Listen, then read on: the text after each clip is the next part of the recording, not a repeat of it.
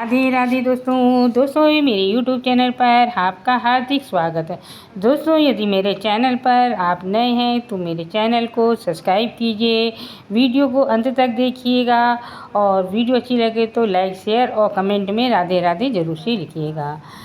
तो दोस्तों जैसे कि आपको मालूम है कि हर महीने एकादशी आती है और एकादशी दो होती हैं, एक कृष्ण पक्ष और दूसरी शुक्ल पक्ष। आज हम इस वीडियो में आपको आषाढ़ कृष्ण पक्ष की योगिनी एकादशी की कथा सुनाएंगे। जैसे कि हम हर वीडियो में बताते हैं कि जब एकादशी आती है तो उसके एक दिन पहले से ही नियम चालू हो जाते हैं, और जैसे कि अब यार 2 एकादशी पड़ रही हैं तो आपको 1-2 दिन पहले से ही नियम चालू हो जाते हैं।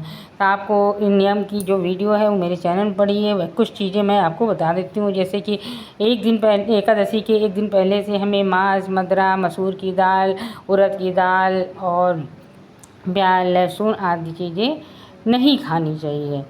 और जिस दिन हम पारण करते हैं उस दिन भी हमें नियम का पालन करना रहता है। उस दिन भी हो सके तो प्याज लहसुन ना खाइएगा। तो चलिए हम आपको सुनाते हैं योगिनी एकादशी व्रत की कथा। बोलो भगवान विष्णु की जय हो। अर्जुन बोले, हे जनार्दन, मैंने ज्येष्ठ मास में शुक्ल पक्ष के निर्जला एकादशी की कथा सुनी। अब आप कृपा करके आषाढ़ मास के कृष्ण पक्ष की एकादशी की कथा सुनाइए। इस एकादशी का नाम क्या है, तब महात्म्य क्या है, सो सब वर्णन कीजिए। श्री कृष्ण भगवान बोले, हे कुंती नंदन, आषाढ़ मास के कृष्ण पक्ष की एकादशी का नाम योगिनी है। इसके व्रत से समस्त पाप नष्ट हो जाते हैं। यह व्रत इस लोक में भोग तथा परलोक में मुक्ति देने वाला है। हे पार्थ, ये एकादशी तीनों लोकों में प्रसिद्ध है। इसके व्रत से पाप नष्ट हो जाते हैं।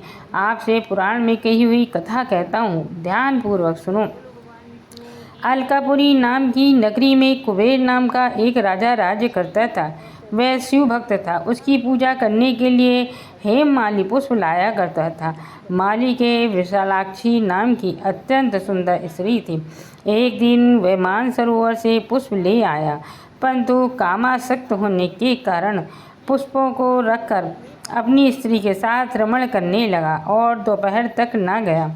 जब राजा कुबेर को उसकी राह देखते देखते दोपहर हो गई तो उसने क्रोधपूर्वक अपने सेवकों को आज्ञा दी कि तुम लोग जाकर हेममाली का पता लगाओ कि वह अभी तक पुण्य क्यों नहीं लाया। जब सेवकों ने उसको पता लगा लिया तो वह कुबेर के पास जाकर कहने लगे, हे राजन, वह माली अभी तक अपनी स्त्री के साथ रमण कर रहा है। सेवकों को इस बात को सुनकर कुबेर ने हेममाली को बुलाने की आज्ञा दी। डर से कांपता हुआ हेममाली राजा कुबेर के सम्मुख उपस्थित हुआ। उसे देखकर राजा कुबेर को अत्यंत क्रोध आया और उसके होंठ फड़फड़ाने लगे।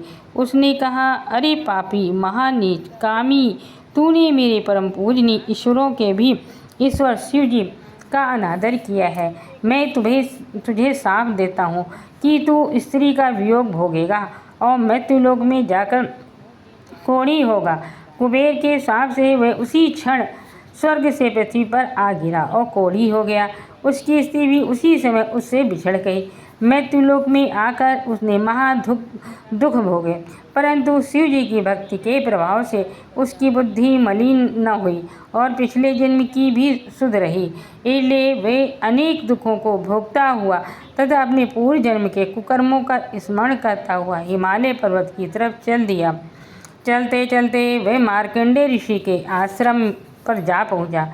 वह ऋषि अत्यंत वृद्ध और तपस्वी थे। वह दूसरे ब्रह्मा के समान प्रतीत हो रहे थे और उनका वह आश्रम ब्रह्मा की सभा के समान शोभा दे रहा था। उनको देखकर वह हेममाली वहां गया और उनको प्रणाम करके उनके चरणों में गिर पड़ा। उसे देखकर मार्कंडेय ऋषि बोले कि तूने कौन से खोटे कर्म किए हैं जिससे तू कोढ़ी हुआ और महान दुख भोग रहा है। हेममाली बोली, हे मुनि, मैं यमराज कुबेर का सेवक था। मेरा नाम हेममाली है। राजा की पूजा के लिए मैं नित्य प्रति पुष्प लेकर जाया करता था। एक दिन अपनी स्त्री के साथ विहार करते करते देर हो गई और दोपहर तक पुष्प लेकर ना पहुंचा।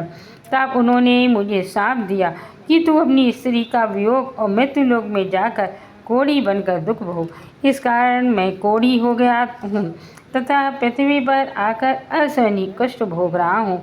अतः कृपा करके आप कोई ऐसा उपाय बतलाएं जिससे मेरी मुक्ति हो। इस पर मार्कंडेय ऋषि बोले, हे माली, तूने मेरे सम्मुख सत्य वचन कहे हैं, इसलिए मैं तेरे उद्धार के लिए एक व्रत बताता हूँ। यदि तू आषाढ़ मास के कृष्ण पक्ष की योगिनी नामक एकादशी का विधिपूर्वक व्रत करेगा तो तेरे समस्त पाप नष्ट हो जाएंगे। इस पर हेममाली बहुत प्रसन्न हुआ और मुनि के वचनों के अनुसार योगिनी एकादशी का विधिपूर्वक व्रत करने लगा। इसके प्रभाव से कुछ ही समय बाद वह फिर से अपने पुराने रूप में आ गया और अपनी स्त्री साथ विहार करने लगा। हे राजन, इस योगिनी की कथा का फल 88 सहस्त्र ब्राह्मणों को भोजन कराने के बराबर है। इसके व्रत से समस्त पाप नष्ट हो जाते हैं। अंत में मोक्ष प्राप्त करके प्राणी स्वर्ग का भागीदार होता है।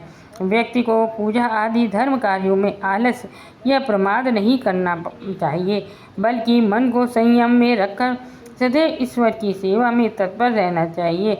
इस कलयुग में कोढ़ जैसे रोग से मुक्ति पाने के लिए मनुष्य को योगिनी एकादशी का व्रत श्रद्धापूर्वक करना चाहिए। ये थी योगिनी एकादशी व्रत का कथा। बोलो भगवान विष्णु की जय, एकादशी की जय। दोस्तों इस वीडियो को आप ज़्यादा से ज़्यादा शेयर कीजिएगा, आपको भी बहुत पुण्य मिलेगा।